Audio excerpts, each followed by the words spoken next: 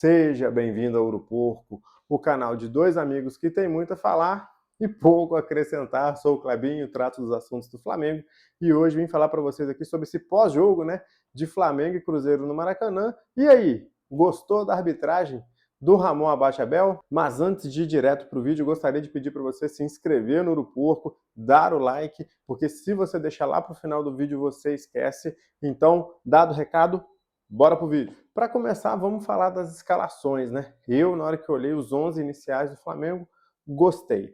Achei que é um bom 11 inicial. Carrascal, Plata na frente. O Carrascal tem jogado muita bola. Vou falar um pouquinho mais do Carrascal. Zaga titular, né? Com Varela, os dois Léos, Alexandro, Jorginho, Saul, Arrascaeta. Muito bom. Gostei muito da saída do Flamengo.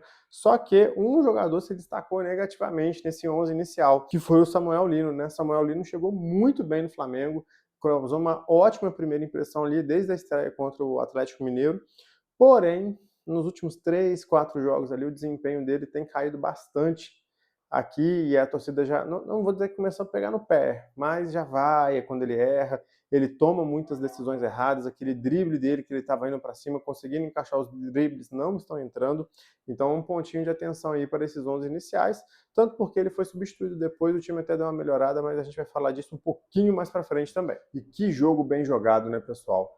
Duas equipes muito bem treinadas, né?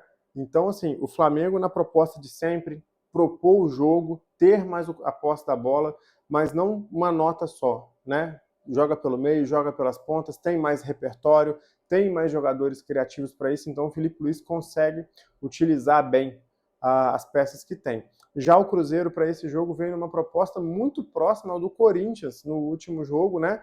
Onde bola nas costas dos laterais do Flamengo, ali, tanto Varela quanto Alexandro, para usar a força do Caio Jorge, como o Caio Jorge é forte, como o Caio Jorge corre, e ele conseguiu ganhar alguns duelos individuais ali, criou situações, o Cruzeiro conseguiu.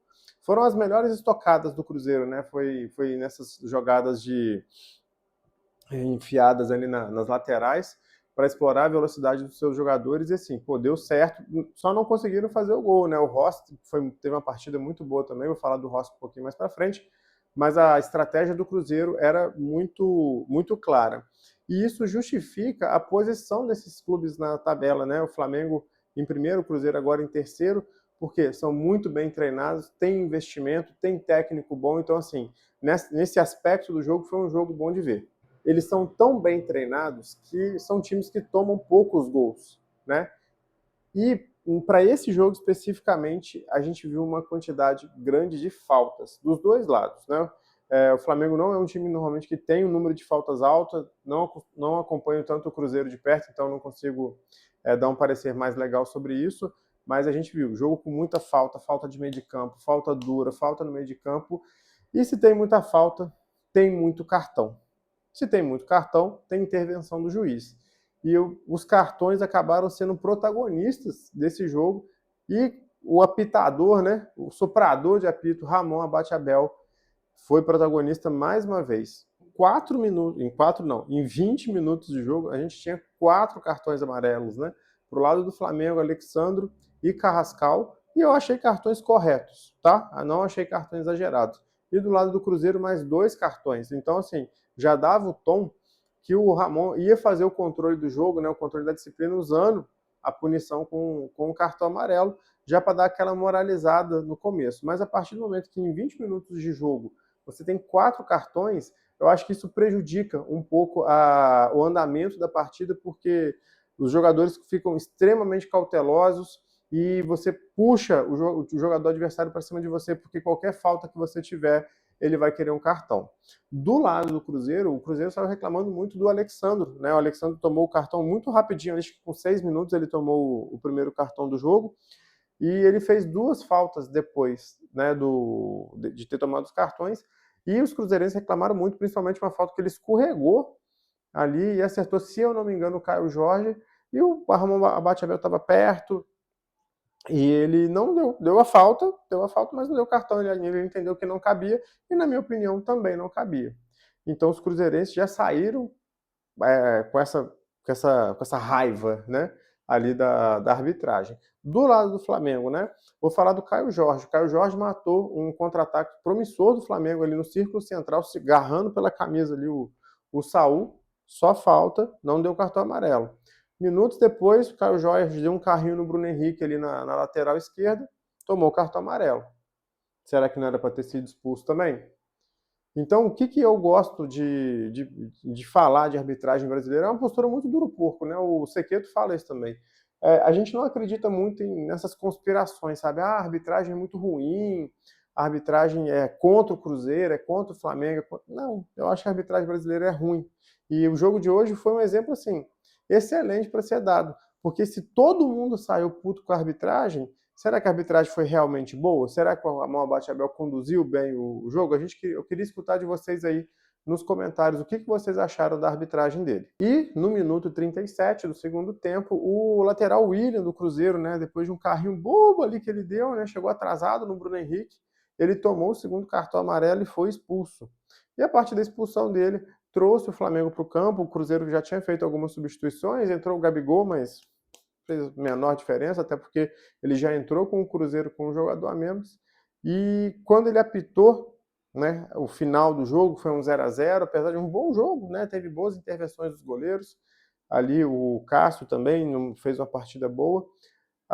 Acho que o Cruzeirense ele saiu com esse sentimento de muito prejudicado, né, porque o jogador deles que foi expulso. E eu reitero, se o Alexandre fosse expulso e o William não, e fosse 0-0, o flamenguista também ia sair com esse sentimento, sabe?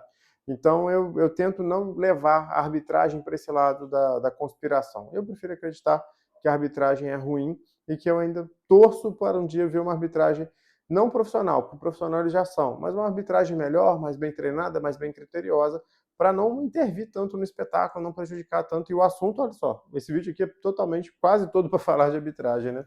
Então eu espero uma arbitragem melhor daqui para frente. Então, com esse 0-0, como é que ficou a situação do campeonato, né? O Flamengo se mantém líder e agora nós temos um novo vice-líder, porque com a vitória de 3-0 sobre o Vasco na noite de ontem, o Palmeiras chega a 52 pontos, passa o Cruzeiro na tabela, e o Cruzeiro agora fica em terceiro, né? Fechando aí o G4, se não me engano, com o Botafogo, né?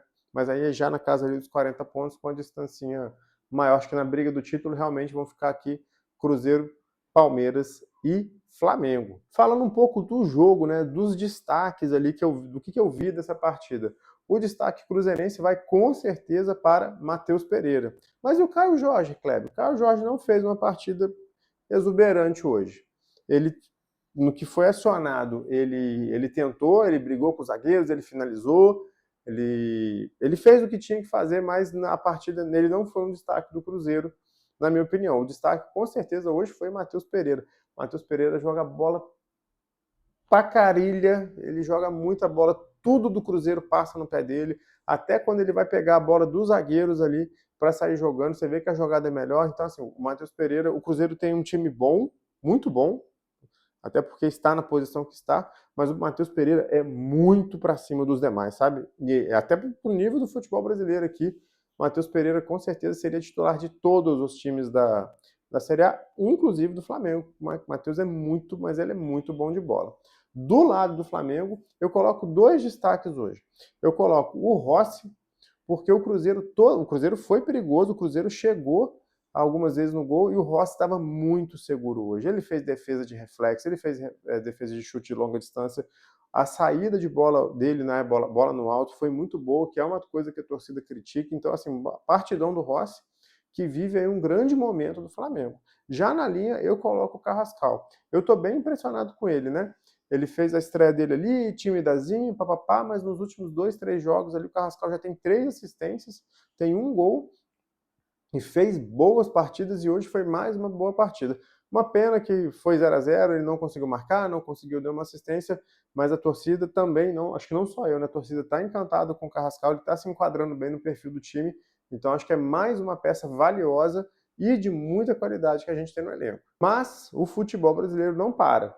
No final de semana agora já temos Flamengo e Bahia, o jogo lá na Arena Fonte Nova, e eu pergunto para vocês, será que Rogério Ceni vai conseguir ter os primeiros pontos em cima do Flamengo ou não? A freguesia vai ser mantida? Lembrando que o Rogério Ceni nunca derrotou o Flamengo, nunca empatou com o Flamengo como treinador, né? Como jogador foi muita vitória em cima da gente, mas como treinador nunca conseguiu. Tanto porque ele veio para o Flamengo e ganhou um título brasileiro, de tão identificado com o Flamengo que ele é. Talvez ele nem saiba que ele é, mas ele é. Então vamos em frente, o campeonato é longo, vai acabar só lá no mês de novembro, dezembro, tem muito jogo ainda, muita coisa para acontecer, mais uma vez Flamengo, sempre Flamengo. Vou pedir você também para se inscrever nas nossas outras redes sociais, estamos disponíveis no Instagram, no TikTok, no X, @uruporco, segue lá que sempre tem conteúdo bom. Uma boa noite para vocês, boa sexta-feira e valeu!